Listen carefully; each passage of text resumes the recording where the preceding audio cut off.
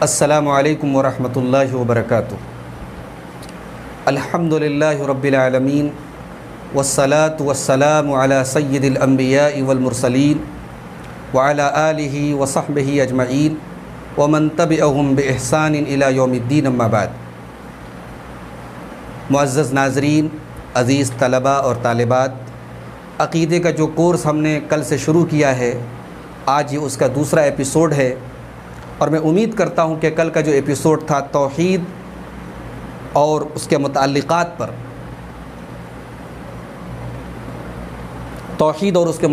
پر جو کل کا ایپیسوڈ تھا، میں امید کرتا ہوں کہ آپ نے اس کو واضح طریقے سے، کلیئر طریقے سے سنا ہوگا، سمجھا ہوگا۔ آج کا جو ہمارا ایپیسوڈ ہے، دوسرا ایپیسوڈ ہے، اور یہ تجدید ایمان جو کتاب ہے ڈاکٹر شفیق الرحمان کی، اس کا جو دوسرا چیپٹر آپ کہہ لیجئے، دوسری مین ہیڈنگ کہہ لیجئے، جو شرک اور اس کے متعلقات، شرک اور اس سے ریلیٹڈ جو چیزیں ہیں، اس چیپٹر کو ہم آج کور کرنے کی کوشش کریں گے انشاءاللہ۔ آئیے آج کا جو سب سے پہلا جو کویسچن ہے، جو سب سے پہلا سوال ہے کہ سب سے بڑا گناہ کیا ہے؟ تو یہ بات یاد رکھیں کہ سب سے بڑا گناہ کیا ہے؟ شرک ہے۔ شرک سے بڑا کوئی گناہ نہیں ہے۔ شرک وہ گناہ ہے جس کی اللہ تعالیٰ کیا معافی نہیں ہے۔ مشرک کو اللہ تعالیٰ معاف نہیں کرے گا، اور اس بات کا اعلان خود اللہ تعالیٰ نے قرآن میں کیا ہے۔ سورہ مائدہ کی آیت نمبر 72 کے اندر اللہ تعالیٰ نے فرمایا، اِنَّهُ مَن يُشْرِكْ بِاللَّهِ فَقَدْ حَرَّمَ اللَّهُ عَلَيْهِ الْجَنَّةَ وَمَأْوَاهُ النَّارُ وَمَا لِلظَّالِمِينَ مِنْ أَنصَارٍ۔ جو اللہ کے ساتھ شرک کرے گا، اللہ تبارک و تعالیٰ نے اس کے اوپر جنت حرام کر دی ہے، اس کا ٹھکانہ جہنم ہے، اور ایسے ظالموں کا کوئی مددگار نہیں ہے۔ اللہ کے پیارے نبی صلی اللہ علیہ وسلم سے پوچھا گیا، حضرت عبداللہ ابن مسعود رضی اللہ تعالیٰ عنہ کہتے ہیں، صحیح بخاری کی 4477 اور صحیح مسلم کی 86 نمبر کی حدیث ہے، پوچھا کہ اے اللہ کے رسول، ای الذنب اعظم عند اللہ، اللہ تعالیٰ کے نزدیک سب سے بڑا گناہ کیا ہے؟ تو اللہ کے نبی صلی اللہ علیہ وسلم فرمایا، ان تجعل للہ ندا وہو خلقک۔ سب سے بڑا گناہ اللہ تعالیٰ کے نزدیک یہ ہے کہ تم اللہ تعالیٰ کے برابر کسی کو ٹھہراؤ جبکہ اللہ نے تم کو پیدا کیا ہے، یعنی شرک کرو، اللہ تعالیٰ کا حق کسی اور کو دے دو، اللہ تعالیٰ کے علاوہ کسی اور سے مدد مانگو، اللہ تعالیٰ کے علاوہ کسی اور کے آگے سجدہ کرو۔ یہ جو شرک ہے، یہ سب سے بڑا گناہ ہے۔ محترم ناظرین، دوسرا سوال ہے کہ کیا ایک مشرک آدمی کو اس کے نیک اعمال، اس کی نماز، اس کا روزہ، اس کی زکوٰۃ، اس کا حج، اس کی قربانی، یہ سب فائدہ دیں گے؟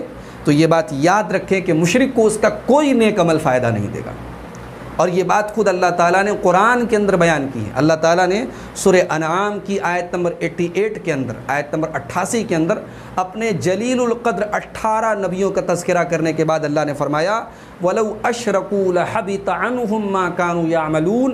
اگر میرے یہ رسول، میرے یہ انبیاء، میرے یہ پیغمبر بھی اگر شرک کرتے، ان کی تمام نیکیاں برباد ہو جاتی۔ تو مشرک کو اس کا کوئی عمل، اس کی کوئی نیکی اس کے کام آنے والی نہیں ہے۔ آج کا ہمارا تیسرا سوال ہے کہ کیا شرک کرنے سے ایک انسان اسلام سے خارج ہو جاتا ہے؟ کیا اس کا اسلام چلا جاتا ہے؟ تو یہ بات یاد رکھیں کہ جیسے ہم نماز میں اگر دنیاوی بات چیت کرتے ہیں تو نماز ہماری ٹوٹ جاتی ہے، جیسے ایک انسان وضو کرنے کے بعد اگر اس کی ہوا خارج ہو جائے تو اس کا وضو ٹوٹ جاتا ہے، اسی طریقے سے ایک مسلمان اگر شرکیہ عمل کر دے، شرک کر دے، شرک اکبر، یعنی ایسا شرک جس سے انسان اسلام سے خارج ہو جاتا ہے، اگر ایسا شرک کر دے تو اس سے وہ اسلام سے خارج ہو جاتا ہے۔ اب وہ خود کو مسلمان کہے تب بھی وہ اسلام سے خارج مانا جائے گا، شریعت کی روشنی میں، قرآن و حدیث کی روشنی میں۔ آج کا چوتھا سوال یہ ہے کہ ایک مسلمان کو سب سے زیادہ کس بات کا ڈر ہونا چاہیے؟ تو یہ بات یاد رکھیں معزز ناظرین کہ ایک مسلمان کو سب سے زیادہ اپنی توحید کی فکر ہونا چاہیے اور شرک سے ڈرنا چاہیے۔ حضرت ابراہیم خلیل اللہ کے پیغمبر اور بڑے جلیل القدر پیغمبر، اللہ کے خلیل ہیں، وہ اللہ سے دعا کرتے ہیں۔ سورہ ابراہیم کی آیت نمبر 35 میں اللہ تعالیٰ نے ان کی دعا کو بیان کیا ہے، کہتے ہیں، وَجْنُبْنِي وَبَنِيَّ أَن نَعْبُدَ الْأَصْنَامَ۔ اے میرے رب، تو مجھے اور میری اولاد کو بتوں کی عبادت سے بچانا۔ اپنی اولاد کو اور اپنے آپ کو بتوں کی عبادت سے، یعنی شرک سے بچنے کی اللہ تعالیٰ سے دعا کر رہے ہیں۔ تو جب حضرت ابراہیم جیسے جلیل القدر پیغمبر کو شرک سے ڈر لگ رہا ہے تو ہمیں اور آپ کو تو سب سے زیادہ ڈرنا چاہیے اپنے ایمان اور توحید کے بارے میں، اور شرک سے اپنے دامن کو ہمیشہ بچانا چاہیے۔ آج کا 5واں سوال یہ ہے کہ کیا کوئی مسلمان لا الہ الا اللہ محمد رسول اللہ یہ کلمہ پڑھنے کے باوجود بھی شرک کر سکتا ہے؟ تو یہ بات یاد رکھیں کہ کلمہ پڑھنے کا یہ قطعاً مطلب نہیں کہ بعد میں شرک نہیں کر سکتا ہے۔ مسلمان کلمہ گو بھی شرکیہ اعمال میں گرفتار ہو سکتا ہے، شرک کا صدور اس سے ہو سکتا ہے، اور اس پر مختلف قرآن و حدیث کے دلائل موجود ہیں۔ اللہ کے پیارے نبی صلی اللہ علیہ وسلم کی حدیث ہے، صحیح بخاری کی 3456 اور صحیح مسلم کی 2669 نمبر کی حدیث ہے۔ اللہ کے پیارے حبیب صلی اللہ علیہ وسلم فرماتے ہیں لَتَتَّبِعُنَّ سُنَنَ مَنْ كَانَ قَبْلَكُمْ، تم ضرور پیروی کرو گے اپنے سے پہلے کے لوگوں کے طریقے کی، شبرم بشبرن، اگر وہ ایک بالشت چلے ہیں تو تم بھی ایک بالشت چلو گے۔ شبر بولتے ہیں عربی میں ہمارے جو ہاتھ کا جو پیمانہ ہے، ایک ہاتھ کا ایک پنجے کا کہہ لیجئے، اس پیمانے کو اردو میں بالشت کہتے ہیں اور عربی میں شبر بولتے ہیں۔ تو اگر وہ ایک بالشت چلیں گے تو تم ایک بالشت چلو گے۔ وَذِرَاعًا بِذِرَاعٍ، اگر وہ ایک ہاتھ چلیں گے یعنی کونی سے لے کر کے ہتھیلی تک، اگر وہ ایک ہاتھ چلیں گے تو تم ایک ہاتھ چلو گے۔ اور آگے آپ صلی اللہ علیہ وسلم نے فرمایا کہ حَتَّى لَوْ سَلَكُوا جُحْرَ ذَبٍّ لَسَلَكْتُمُوهُ، اگر وہ گوہ کے بل میں چلے جائیں گے تو تم بھی گوہ ایک جانور ہوتا ہے، اللہ کے رسول صلی اللہ علیہ وسلم نے اس جانور کا نام لے کر کے فرمایا اگر وہ اس کے بل میں چلے جائیں گے تو تم بھی چلے جاؤ گے۔ یعنی ایسے کام جو عجیب ہیں، جو نادر ہیں، جو پریشانی والے ہیں، لیکن تم ان کی پیروی کرنے میں اتنے اندھا دھند پیروی کرو گے کہ وہ جو کریں گے وہ تم کرو گے۔ وہ گوہ کے بل میں چلے جائیں گے تو تم ایسا کرو گے۔ صحابہ نے پوچھا کہ یا رسول اللہ الیہود والنصارى، اے اللہ کے رسول آپ کن لوگوں کی بات کر رہے ہیں؟ یعنی اپنے سے پہلے ہم کن لوگوں کے طریقے پر چلیں گے؟ کیا ہم یہود و نصارہ کے طریقے پر چلیں گے؟ تو پیارے نبی صلی اللہ علیہ وسلم نے فرمایا کہ فمن، تو اور کس کی بات کر رہا ہوں، تم یہود و نصارہ کے طریقے پر چلو گے۔ تو جب اس امت کے بارے میں اللہ کے نبی نے واضح طور پر تاکید کے ساتھ فرمایا کہ تم ضرور چلو گے یہود و نصارہ کے طریقے پر، تو یہود و نصارہ تو شرک بھی کرتے تھے، یہود و نصارہ کے طریقے میں شرک بھی شامل تھا۔ اسی لیے اللہ تعالیٰ نے سورہ نساء کی آیت نمبر 51 کے اندر فرمایا الم تر الی الذین اوتوا نصیبا من الکتاب یؤمنون بالجبت والطاغوت، کیا آپ نے ان لوگوں کو نہیں دیکھا جن کو کتاب دی گئی ہے وہ جبت اور طاغوت پر ایمان رکھتے ہیں، یعنی وہ شرکیہ چیزوں پر ایمان رکھتے ہیں، شیطان کے اوپر وہ لوگ ایمان رکھتے ہیں۔ اسی طریقے سے ترمذی کے اندر 2219 نمبر کی حدیث ہے، حضرت ثوبان رضی اللہ تعالیٰ عنہ کہتے ہیں اللہ کے رسول صلی اللہ علیہ وسلم فرمایا لا تقوم الساعة حتى تلحق قبائل من امتی بالمشرکین، قیامت اس وقت تک نہیں آئے گی جب تک میری امت کے کچھ لوگ مشرکوں کے ساتھ مل نہیں جائیں گے، وحتى يعبد الاوثان، اور یہاں تک کہ میری امت کے لوگ بتوں کی عبادت کریں گے۔ یہاں واضح طور پر اللہ کے نبی صلی اللہ علیہ وسلم نے اپنی امت کے اندر بھی بت پرستی کی پیشن گوئی کی ہے کہ قیامت کے پہلے ایسا دور آئے گا کہ امت محمدیہ کے اندر بھی شرک ہوگا۔ لہٰذا لا الہ الا اللہ محمد رسول اللہ پڑھنے والا اپنے آپ کو سیکیور نہ سمجھے کہ میں کبھی شرک نہیں کر سکتا ہے۔ اگر وہ وہی کام جو دوسرے مذہب کا ماننے والا مشرک کرتا ہے اگر وہ کرے گا تو وہ بھی مشرک ہی مانا جائے گا۔ آج کا ہمارا چھٹا سوال یہ ہے کہ معاشرے میں شرک کیسے پھیلتا ہے، کسی سماج کے اندر، کسی سوسائٹی کے اندر شرک پھیلتا کیسے ہے؟ تو یہ بات یاد رکھیں کہ شرک پھیلانے کے لیے شیطان کا جو سب سے بڑا حربہ اور ہتھیار ہے کہ وہ نیک اور صالحین کی محبت کو آڑ بنا کر کے وہ لوگوں کے اندر شرک کو پروان چڑھاتا ہے۔ سب سے پہلے جو ہے وہ اللہ تعالیٰ کے اولیاء کی محبت لوگوں کے دلوں میں ڈالتا ہے اور ان کے نام پر غلو کروا کے وہ لوگوں سے شرک کرواتا ہے۔ حضرت نوح علیہ السلام کی قوم کے لوگ جن بتوں کی عبادت کرتے تھے ان بتوں کے نام اللہ تعالیٰ نے قرآن میں بیان کیے ہیں، ود، سواع، یغوث، یعوق، نصر، یہ بتوں کے نام تھے۔ ان بتوں کے بارے میں حضرت عبداللہ ابن عباس رضی اللہ تعالیٰ عنہ کہتے ہیں، صحیح بخاری کی 4920 نمبر کی حدیث ہے، کہتے ہیں اسماء رجال صالحین من قوم نوح، یہ ود، سواع، یغوث، یعوق، نصر یہ کون لوگ تھے؟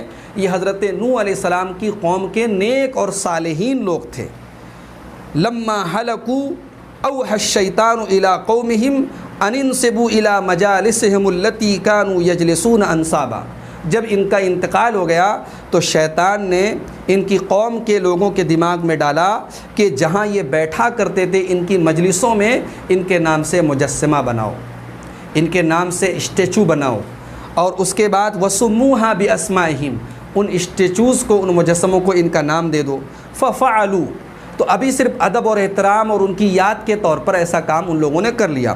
فلم تعبد، ابھی عبادت شروع نہیں ہوئی، حتی اذا ہلک اولئک، جب وہ نسل ختم ہو گئی، وتنسخ العلم، اور علم ختم ہو گیا، یعنی اگلی نسل کو یہ معلوم نہیں رہا کہ یہ کام جو ہے نیک اور صالح لوگوں کی محبت کے نام پر اور ان کے ادب کے نام پر کیا گیا تھا، عبادت، تو اگلی جنریشن ان کی محبت سے ایک قدم آگے بڑھ کر کے ان اسٹیچوز کی اور ان بتوں کی عبادت کرنے لگی۔ تو غور کریں کہ دنیا میں جو سب سے پہلا جو شرک ہوا تھا، جو سب سے پہلا اللہ تعالیٰ کی ذات میں شرک کیا حضرت نوح علیہ السلام کی قوم کے لوگوں نے، اس شرک میں بھی جو بنیاد تھی یہی تھی کہ نیک اور صالحین کی محبت کے ذریعے شیطان نے اس شرک کو پروان چڑھایا۔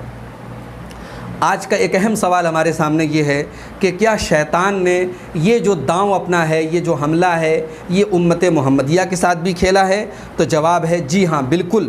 جاہل صوفیہ نے جھوٹی حدیثوں کو گڑھ کر کے اور لوگوں کے اندر گمراہی پھیلا کر کے اس طریقے کی چیزوں کو پروموٹ کیا، اور اللہ تعالیٰ کی شان میں جو ہے دوسرے لوگوں کو شریک کرنے کی کوشش کی گئی۔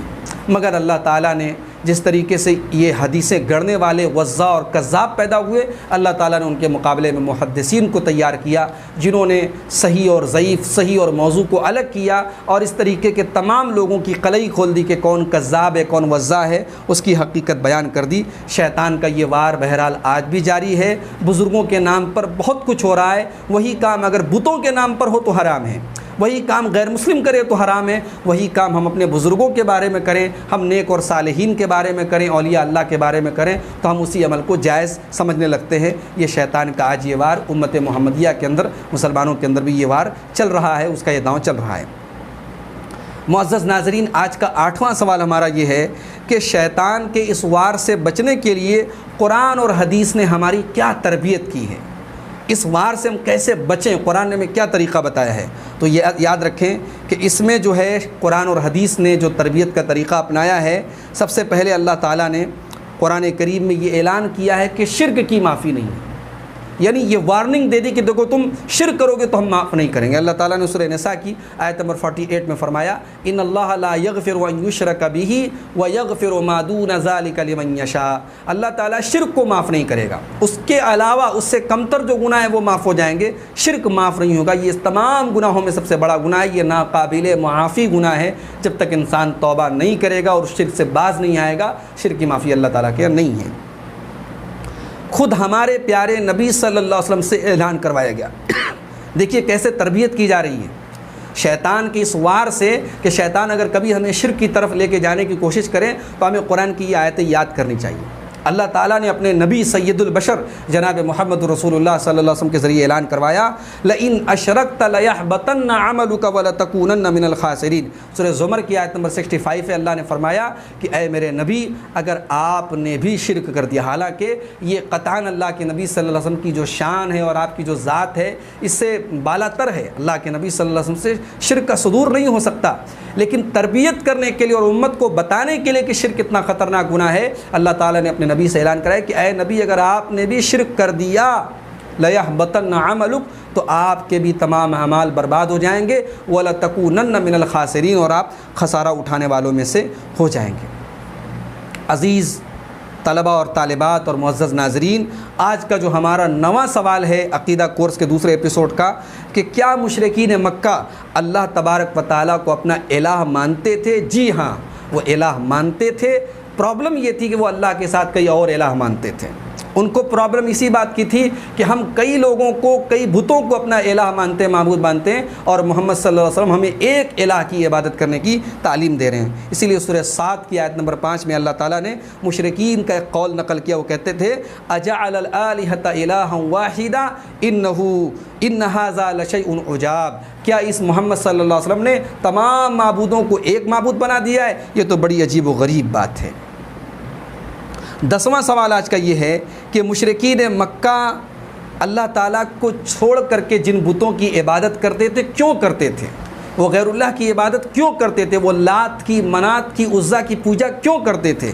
تو اس کا جواب خود ان مشرکین مکہ کی زبان سے اللہ تعالیٰ نے ان کی زبانی نقل کیا۔ سورہ زمر کی آیت نمبر 3 کے اندر وہ کہتے تھے ما نعبدہم الا لیقربونا الی اللہ زلفیٰ، ہم ان بتوں کی عبادت اس لیے کرتے ہیں کہ یہ اللہ تعالیٰ کے قریب کر دیں گے، یہ اللہ تعالیٰ کے مقرب بندے ہیں، ان کا تقرب، ان کے ذریعے ہمیں اللہ کا تقرب حاصل ہو جائے گا اور اللہ ہماری پکار سن لے گا۔ گویا ان کا یہ عقیدہ تھا کہ یہ اللہ تعالیٰ تک پہنچنے کے لیے ایک میڈیٹر ہیں اور یہ اللہ کے مقرب بندے، ان کے ذریعے ہم اللہ تعالیٰ تک اپنی بات کو پہنچا سکتے ہیں۔ اسی لیے آپ دیکھیے کہ جو بتوں کی وہ عبادت کرتے تھے مشرکین مکہ، اس میں جیسے ایک بہت مشہور بت تھا لات۔ یہ لات کون تھا؟ صحیح بخاری کی 485 نمبر کی حدیث ہے، حضرت عبداللہ ابن عباس کہتے ہیں کہ اللہ تو رجلا یلت سویق الحاج، لات ایک نیک انسان تھے جو حاجیوں کو ستو گھول کر کے پلایا کرتے تھے، ان کے نام پر یہ بت بنایا گیا تھا۔ اسی طریقے سے حضرت عائشہ اور حضرت ام حبیبہ رضی اللہ تعالیٰ عنہ کہتی ہیں اور حضرت ام سلمہ کہتی ہیں،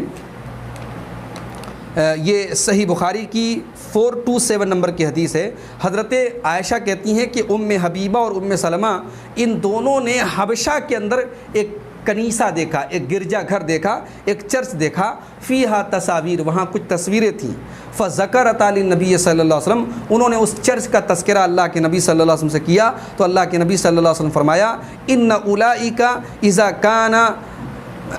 کان فیہم الرجل الصالح، جب ان کے اندر کوئی نیک آدمی مر جاتا تھا، بنو علی قبرہ مسجدا، تو اس کی قبر پر وہ لوگ مسجد بنا لیتے تھے، وصوروا فیہ تلک الصور، اور اس کے اندر اس کی تصویریں بنا لیتے تھے، فاولئک شرار الخلق عند اللہ یوم القیامہ، یہ لوگ اللہ تعالیٰ کے نزدیک سب سے برے لوگ ہوں گے قیامت کے دن۔ آپ دیکھیں کہ عیسائیوں کے یہاں بھی اس زمانے میں جو شرک تھا وہ یہی تھا کہ وہ اللہ کے نیک بندوں کے مرنے کے بعد ان کی قبروں پر جو ہے عبادت شروع کر دیتے تھے، ان کی تصویروں کی عبادت کرنے لگتے تھے۔